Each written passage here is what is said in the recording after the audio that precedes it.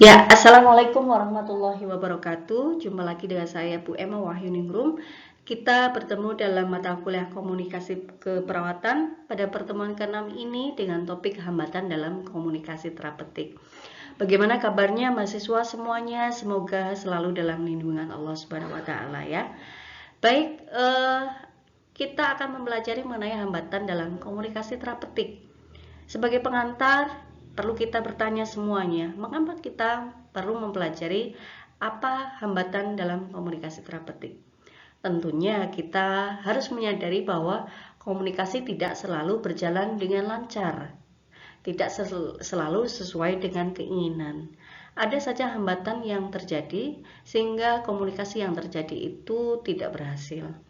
Tentunya, agar hambatan tersebut tidak terjadi, kita harus mengetahui terlebih dahulu, men-screening secara dini, apa saja sih hambatan-hambatan dalam berkomunikasi, sehingga kita mampu mengatasi terlebih dahulu, yang mencegah terlebih dahulu, sehingga komunikasi tersebut nantinya harapannya bisa berjalan dengan lancar.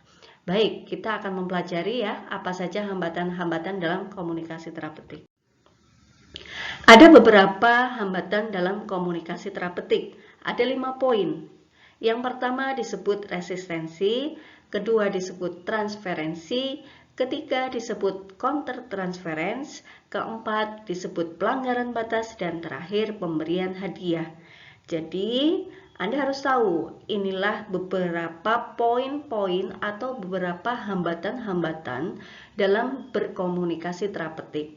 Anda bisa mengetahui sejak awal, oh ini termasuk resistensi, ataukah termasuk transferensi, atau termasuk pemberian hadiah. Ya, kita akan mempelajari satu persatu.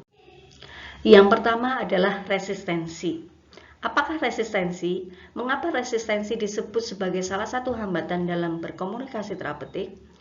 Resistensi merupakan penolakan alamiah atau penghindaran verbalisasi. Ya.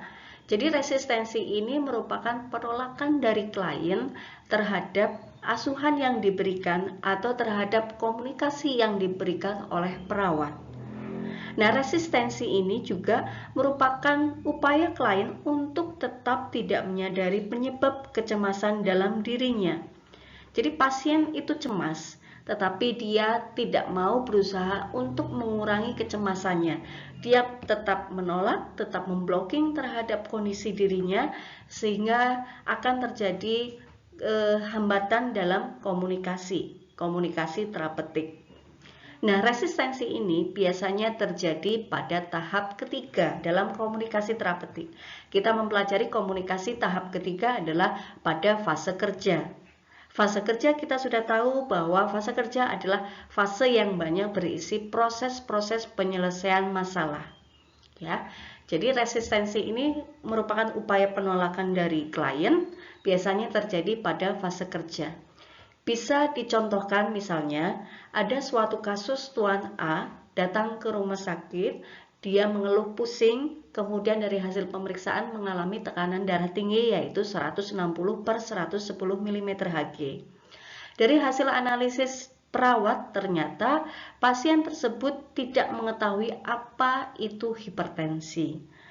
Nah, dengan demikian, maka perawat memiliki strategi untuk memberikan pendidikan kesehatan tentang hipertensi yang berisi tentang pengertian hipertensi, sebab-sebab hipertensi, kemudian cara pencegahan hipertensi.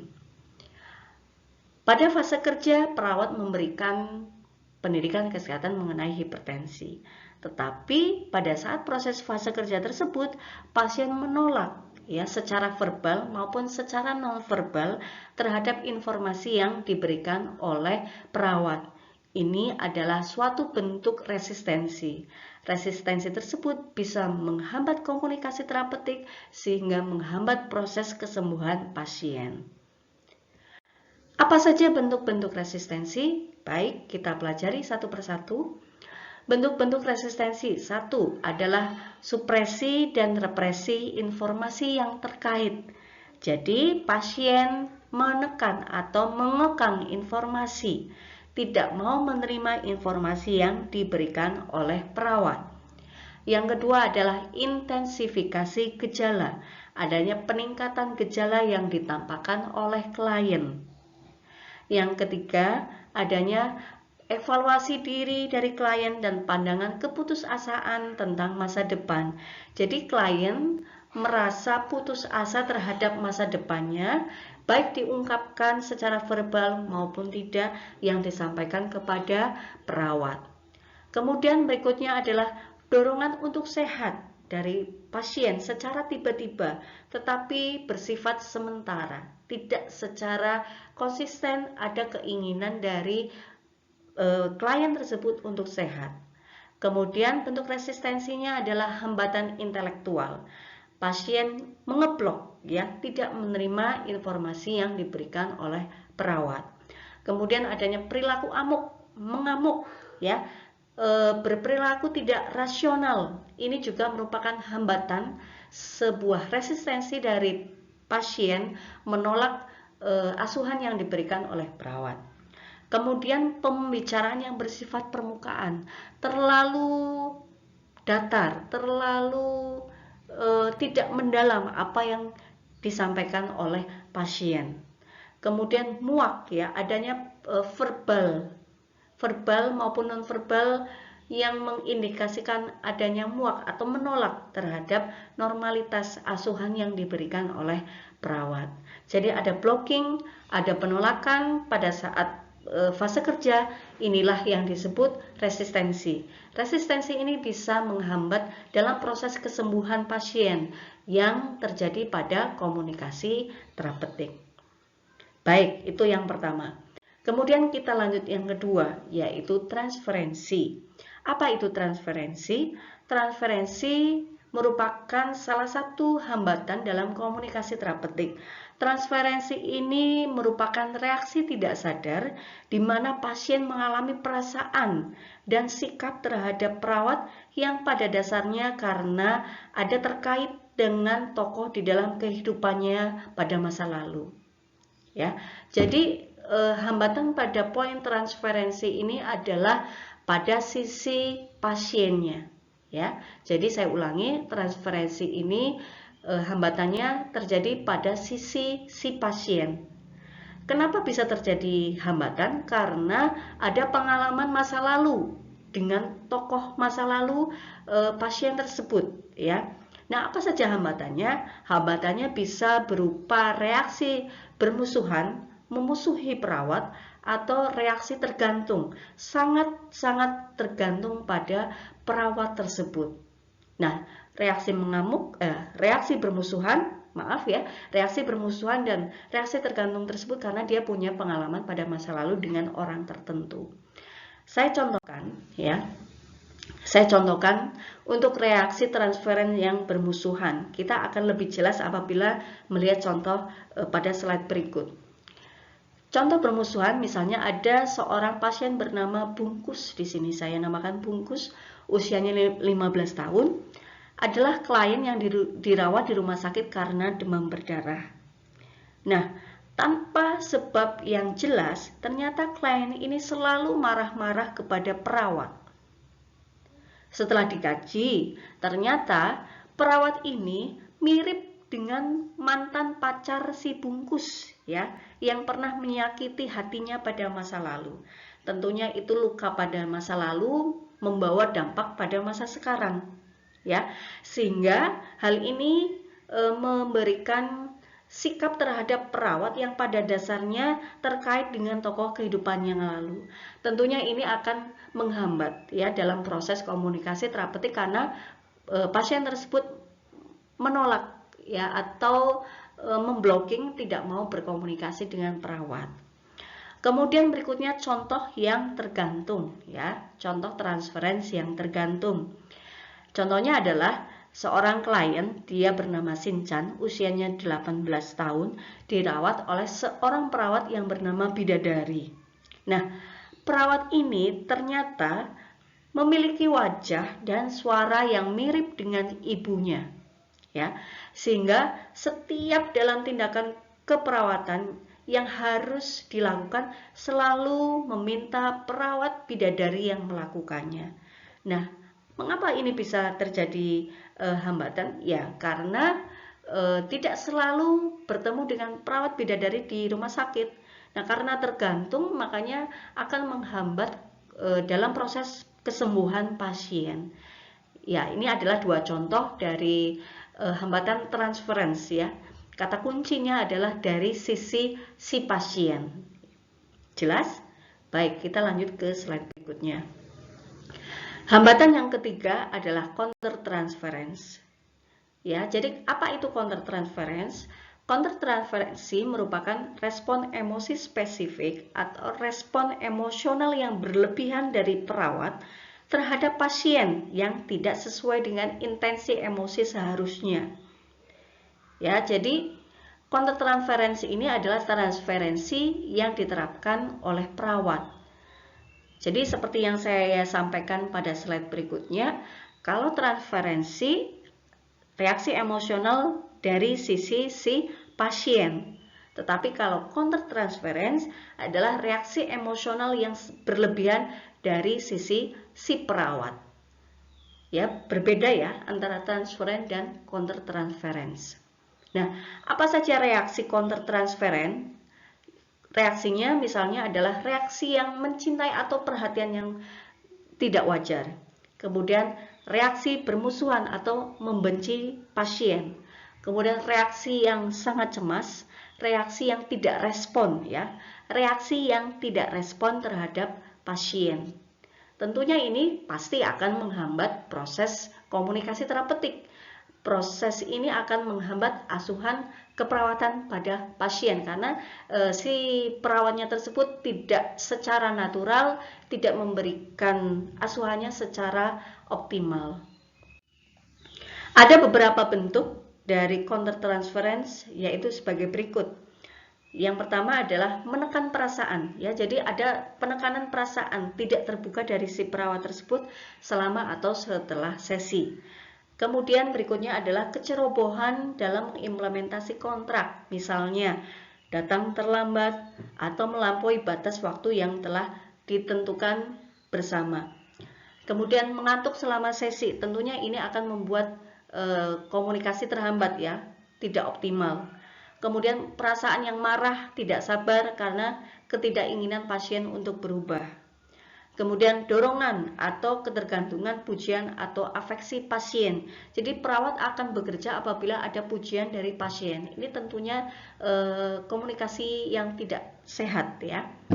Kemudian berikutnya adalah berdebat dengan pasien atau kecenderungan untuk memaksa pasien sebelum dia siap. Kemudian mencoba untuk membantu pasien dalam segala hal yang tidak berhubungan dengan tujuan keperawatan yang telah diidentifikasi. Ya, jadi terlalu berlebihan, ya, tidak sesuai dengan asuhan yang seharusnya diterima oleh pasien.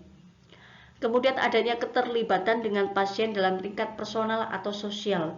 Jadi sangat personal yang seharusnya tidak dilakukan, ya. Kemudian melamunkan atau memikirkan pasien, ini juga tidak betul ya, akan menghambat proses komunikasi terapeutik. Ini tidak natural atau tidak wajar karena tidak pada pakemnya, seperti itu. Nah, bagaimana cara untuk mengidentifikasi sehingga tidak terjadi counter transference? Yaitu pertama ya, agar perawat tersebut tidak terjadi pada tahap counter transference. Yang pertama, mempunyai standar yang sama dengan harapan terhadap pasien ya. Jadi punya standar tidak berlebihan ya. Kemudian melatih hubungan terapeutik. Jadi perawat harus normal atau optimal dalam hubungan terapeutik. Kemudian menemukan sumber masalah diri. Jadi sebenarnya dia punya masalah apa sehingga pasien tersebut kok membenci atau sangat mencintai pasien. Nah, ini harus diketemukan sumbernya. Kemudian melatih kontrol diri ya, melatih kontrol diri sehingga dia tidak berlebihan membenci atau berlebihan perhatian terhadap pasien.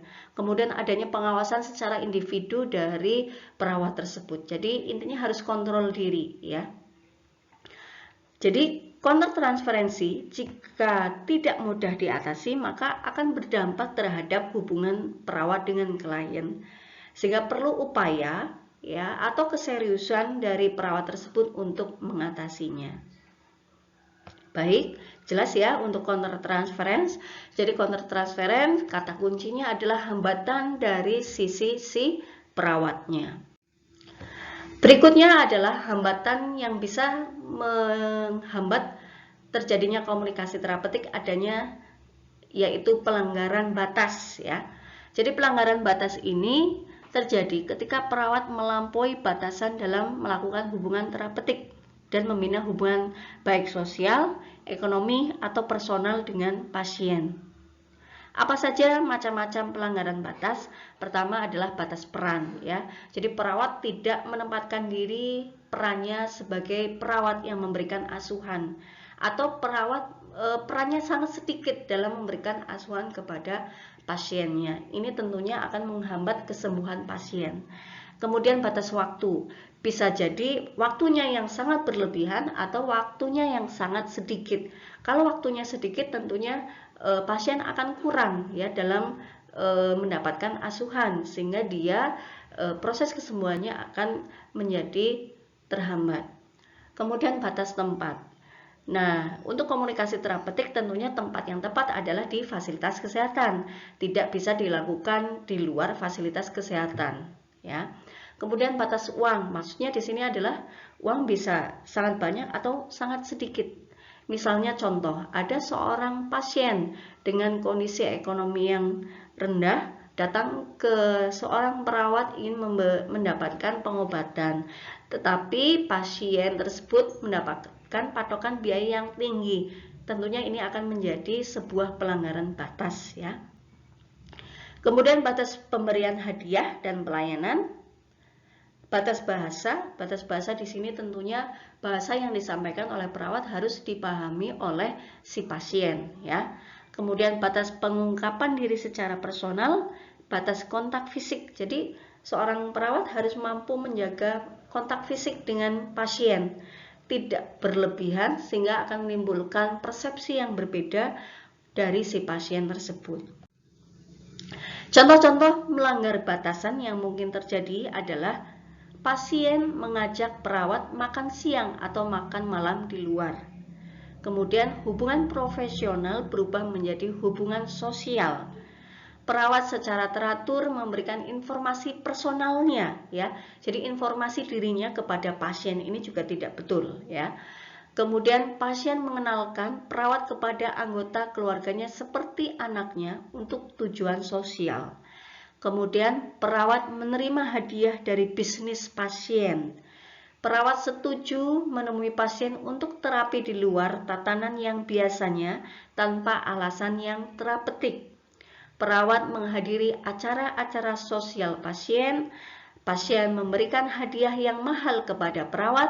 Perawat secara rutin memeluk atau memegang pasien. Perawat menjalankan bisnis atau membeli barang dari pasien. Ini tidak wajar, melanggar batas sehingga akan menghambat proses kesembuhan pasien, menghambat terjadinya komunikasi terapeutik. Ada upaya untuk mencegah menghindari terjadinya pelanggaran batas. Yang pertama adalah membuat kesepakatan tentang interaksi yang akan dilakukan ya, jadi agar sesuai batasnya.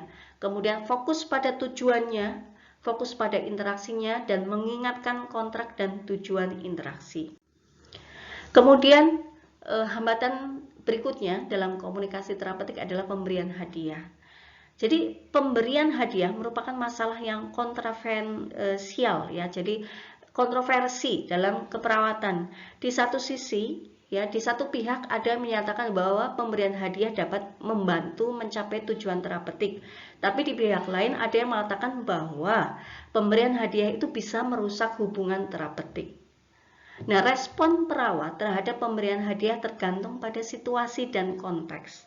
Apabila pada masa orientasi dapat merusak hubungan tentunya karena ini pada tahap awal. Pada terminasi bisa menimbulkan perasaan bersalah ya. mungkin karena terminasinya sebenarnya harus diakhiri, sehingga ditunda proses terminasinya atau merubah hubungan menjadi hubungan sosial. Nah, bagaimana sebenarnya dengan proses pemberian hadiah, apakah diberikan atau diterima atau tidak, ini masih menjadi kontroversi. Ya, sepanjang proses komunikasi terapeutiknya sudah selesai, menurut saya sah-sah saja. Tetapi kalau masih dalam proses komunikasi terapeutik, itu lebih baik dihindari. Baik, apa saja cara mengatasi hambatan komunikasi terapeutik ya? Perawat harus siap mengungkapkan perasaan emosional yang sangat kuat dalam konteks hubungan perawat pasien agar lebih fokus dan objektif. Kemudian perawat harus mempunyai pengetahuan tentang apa saja hambatan terapeutik dan mengenali perilaku yang menunjukkan adanya hambatan tersebut. Perlu dikaji juga perilaku baik pasien ya, apakah condong pada reaksi resisten dan transferensi atau perawat pada reaksi counter transferensi dan pelanggaran batas. Nah, ada 4 cara untuk mengatasi hambatan dalam komunikasi terapeutik. Yang pertama adalah pendekatan terpusat pada penerima, ya, berempati terhadap pasien. Yang kedua adalah komunikasi harus bersifat terbuka, terus terang, dan jujur. Ketiga, melakukan komunikasi dengan etis. Dengan etis di sini artinya adalah relevan, benar, ya, dalam segala segi dan tidak memberdayakan dengan cara apapun. Kemudian berikutnya adalah 4, pesan yang disampaikan harus efektif dan efisien. Maksudnya adalah sifat pesan tersebut adalah padat dan tidak memiliki pengertian yang ambigu, mendua atau membingungkan. Ya, jadi tadi sudah saya sampaikan untuk macam-macam hambatan dan cara mengatasinya. Di sini pada slide ini adalah latihan yang terkait dengan topik yang kita bahas hari ini ya. Nah, latihan-latihan ini silakan nanti Anda kerjakan ya, kemudian nanti Anda selesaikan. Baik, saya sampaikan terima kasih. Assalamualaikum warahmatullahi wabarakatuh.